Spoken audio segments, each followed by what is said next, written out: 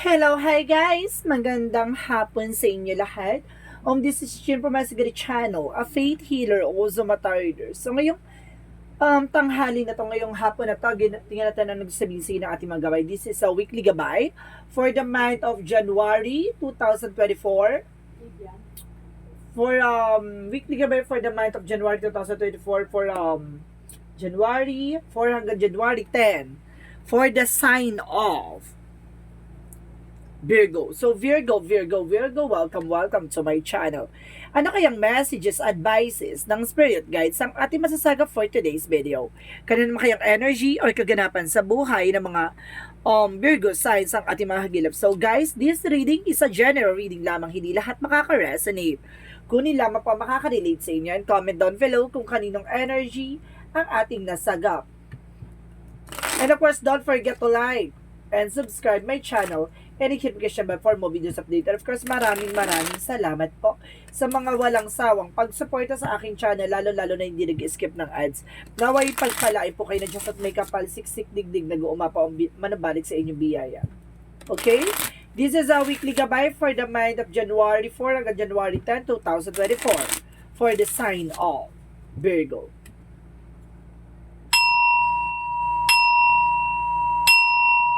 Angel Spirit Messages, give me an information. Ano kayang gusto sabihin sa ng ating mga baraha? So, there's a Queen of Pentacles. So, there's a practicality. So, kailangan dito kumbaga maging practical ka, no?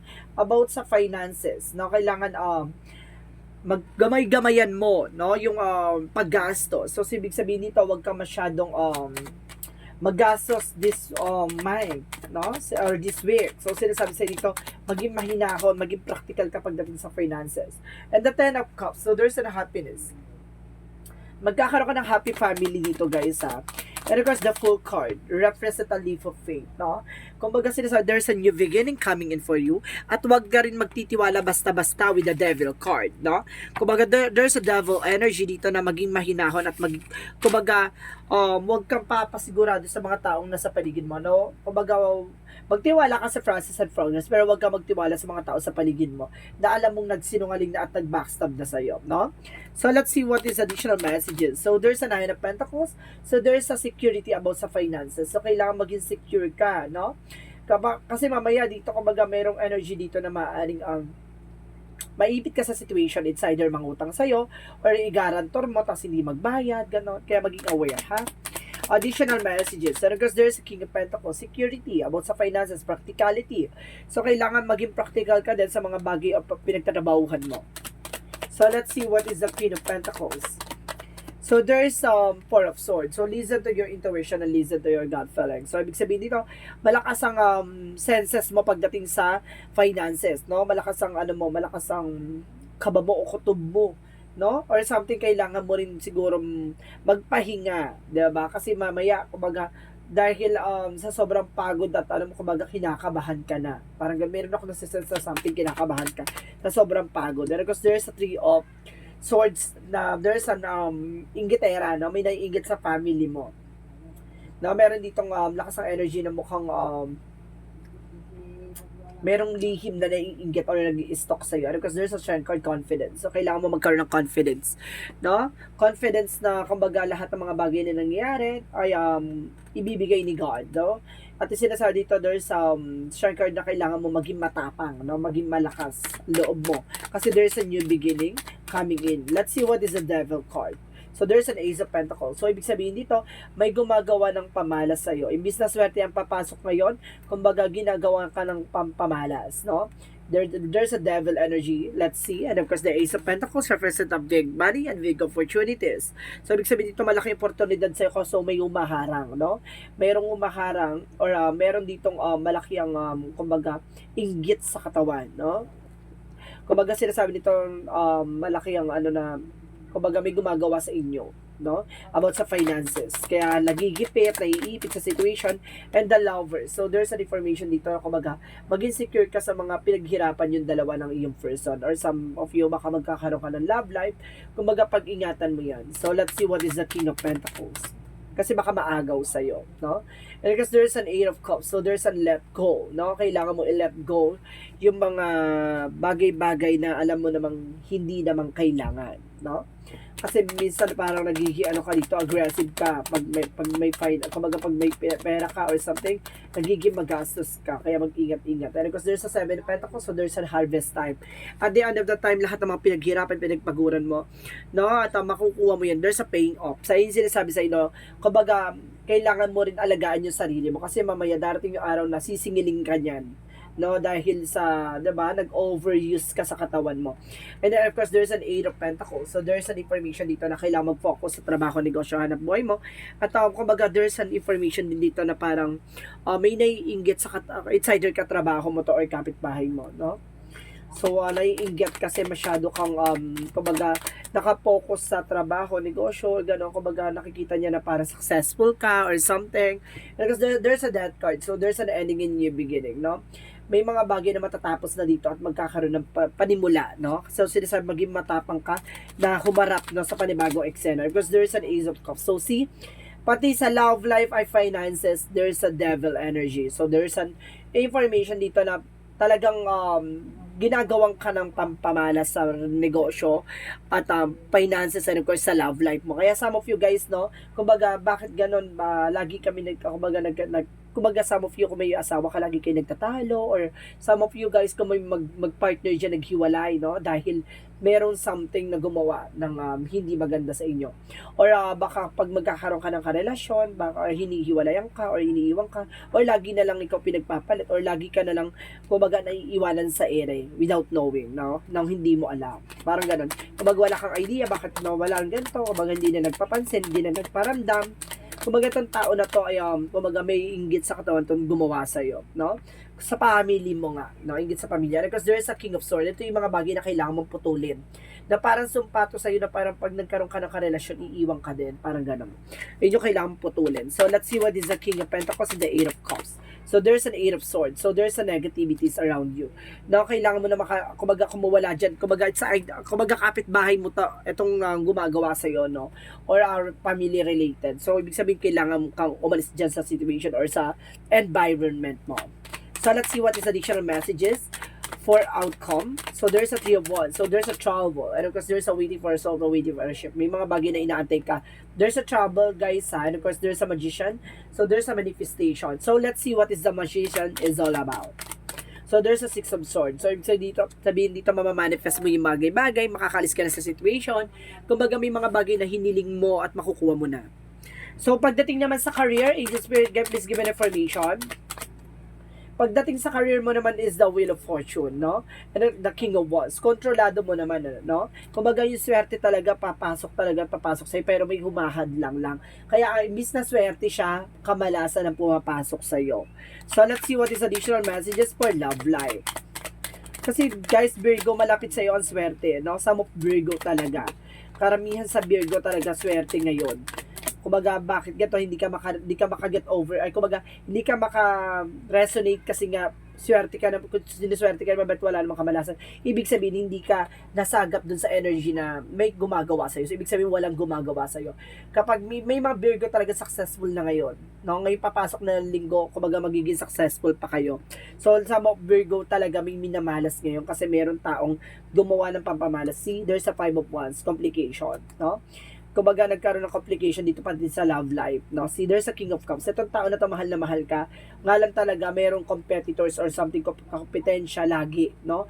Kumbaga, ito pag nagmamahal ka, kumbaga nagkakaroon lagi ng kakompetensya o third party, ganun. Kasi kaakibat niyan yung gumawa sa'yo. So, let's see what is additional messages for health.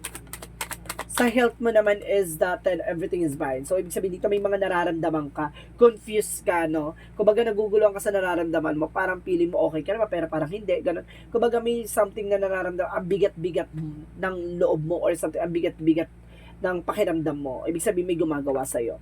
So, let's see what is additional messages for magical fairy messages na tayo. For magical fairy messages, Angel Spirit Guide, please give me information.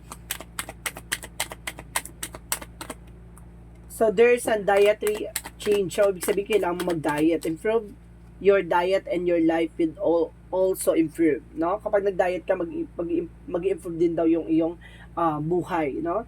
And of course, your desire is within reach, no? Kumbaga yung pangarap mo, no? Kumbaga, maniwala ka lang na matutupad yan. Have faith as everything is working in your favor. Napapabor din sa'yo ang lahat. Or papabor din sa'yo ang sitwasyon. So, let's see what is what is a yin and yang oracle card. So, there is some breakthrough. See, magtatagumpay ka. You know? Magiging, kumbaga, mapupunta ka sa spotlight. And there is a fake beliefs, no? Iwasan mo yung mga maling paniniwala mo, no? Maling paniniwala mo. And of course, there is a message, dreams, no? May mga hinahatid sa iyo mensahe ang ating angel spirit. So, you need to take an action for this. So, let's see what is the romance angels. So, let's see what is the romance angels. Angel spirit guide, please give me information. So, there is a wedding. So, ibig sabihin dito, kumbaga ikakasal ka na or some of you kasal na, diba? And of course, there is some separation. So, some of you nagkaroon ng separation, it's either widow ka, no? Or naghiwalay kayo dahil yumao yung person mo. Or ikaw, kumbaga, yung kumbaga cross-watcher out there, kumbaga yung Virgo signs na yumao, no? Or either nagkaroon ng hiwalayan or nagkalayo, no?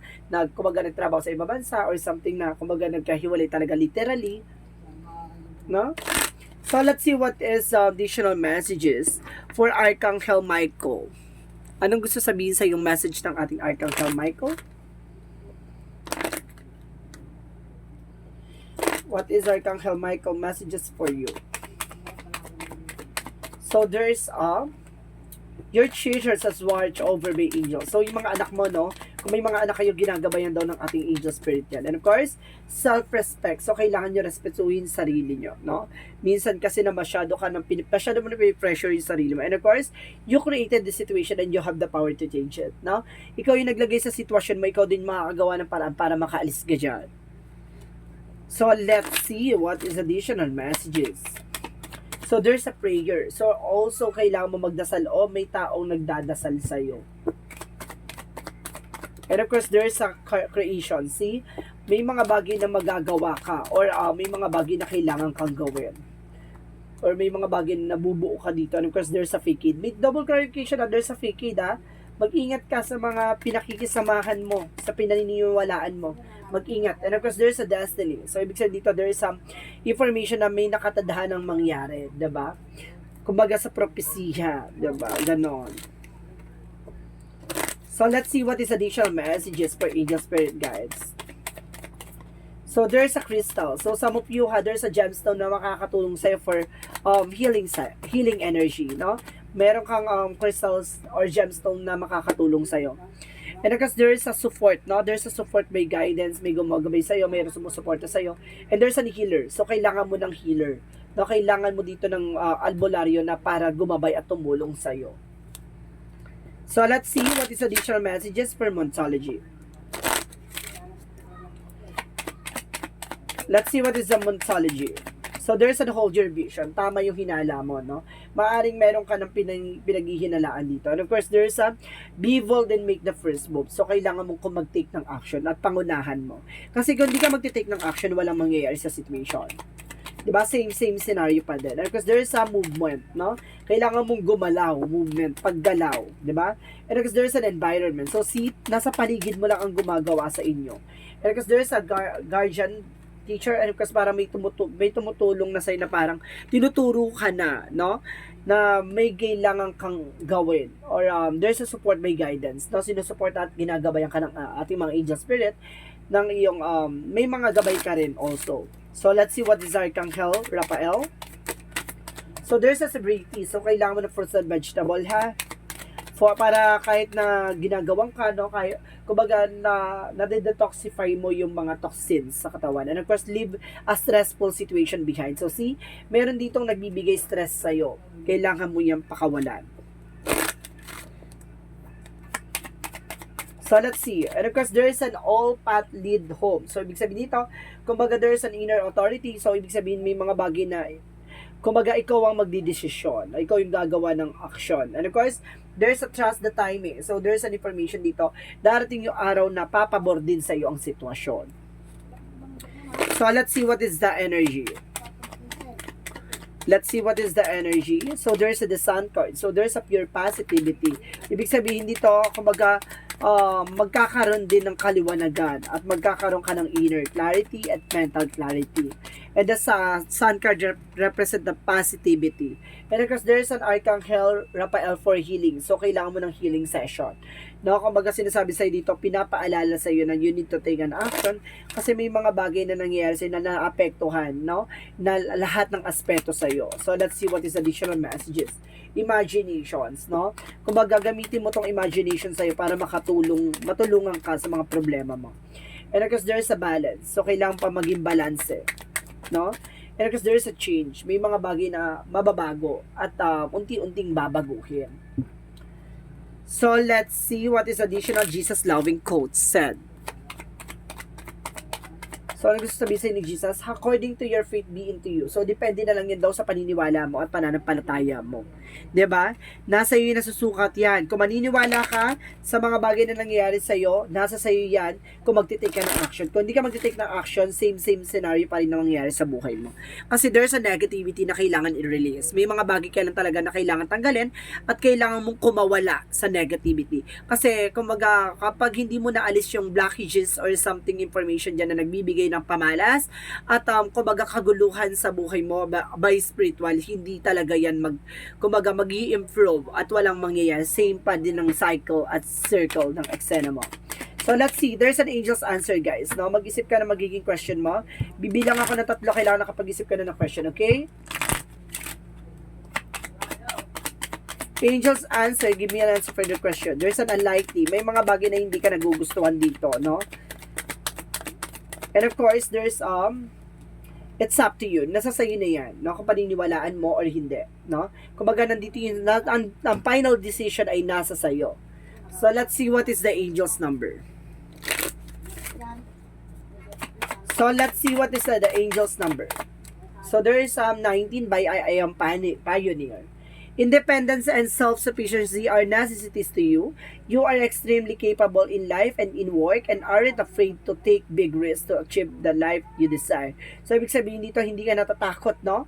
Na, kumbaga, mag-take ng action or mag-take ng risk. Nga lang talaga, may mga bagay lang talaga na depende na lang yan sa paniniwala mo. Kung maniniwala ka sa mga bagay-bagay na nangyayari sa'yo, according to your faith or according to your situation, kung ano man yung pinaniniwalaan mo, nasa sa'yo na yan kung paano mo susolusyonan, no? So, let's see what is the messages of life. So, sinasabi lang sa inyo, nahatid dito ng ating angel spirit na it's not an ordinary, no? It's a spiritual battle. And of course, there's welcoming happiness. Divine love is a manifesting in me, through me, and around me. It attracts all that I need for the benefit of my soul. As I work to increase my inner light, I evolve into invitations to love and joy. Today, I reap and welcome the happiness and the beauty of that I have sown. Ibig sabihin dito, kumbaga, pinapakita na sa iyo ni God, no? Yung mga bagay-bagay na, kumbaga, in a good way, no? Kumbaga, nakikita mo man ang kaguluhan na nangyari sa buhay mo, pero meron kasing, kumbaga, kaakibat na bagay na dapat mong gawin, no? Kumbaga, may pagmamahal si God na pinapakita sa iyo na sinusubukan niya maniwala at magtiwala ka. Kumbaga, yung faith kasi, dyan yan mabibase yung love, no? Yung pananampalataya mo, buksan mo ang puso at isip mo sa kay God na may mga bagay lang talaga na hindi mo man totaling nakikita pero nandun mismo ang pananampalataya. Kumbaga doon kasi nakikita about sa spiritual mo. Kumbaga kung hindi ka magte-take ng action about sa spiritual energy or sa spiritual battle, walang mangyayari kasi there's an information dito na may gumagawa sa iyo ng hindi maganda. Kumbaga kung hindi mo babasagin yung gumawa sa iyo about sa kumbaga sa buhay mo in all aspects na siya, no? Kumbaga walang mangyayaring improvement kasi there's an information na lahat ng factor love life, career, finances, and of course health. Ibig sabihin dinaling niya lahat ng eksena mo. Ibig sabihin itong tao na to talagang no, ginawang ka talaga ng curse, no? talagang gusto niya nitong mapunta ka sa kalugmukan at hindi ka na makabangon. So, ibig sabihin yan, nasa sa'yo na yan kung paniniwalaan mo at maniniwala ka. So, guys, this is a monthly gabay for the, monthly gabay. This is a weekly gabay for the month of January 4 hanggang January 10 for the sign of Virgo. So, Virgo, maraming salamat for your wonderful reading. And of course, this reading is a general reading lamang, hindi lahat makaka-resonate. Kung hindi lamang pa makaka-relate sa inyo, and comment down below kung kaninong energy ang ating nasagap. And of course, don't forget to like and subscribe my channel and hit notification bell for more videos update. And of course, maraming salamat po sa mga walang sawang pagsuporta sa aking channel, lalo-lalo na hindi nag-skip ng ads, naway pagpalay po kayo ni Diyos at may kapal. Siksik digdig na gumapo ang biyayang manubalik sa inyo. And of course, maraming salamat po and see you in the next video. Bye-bye and babush!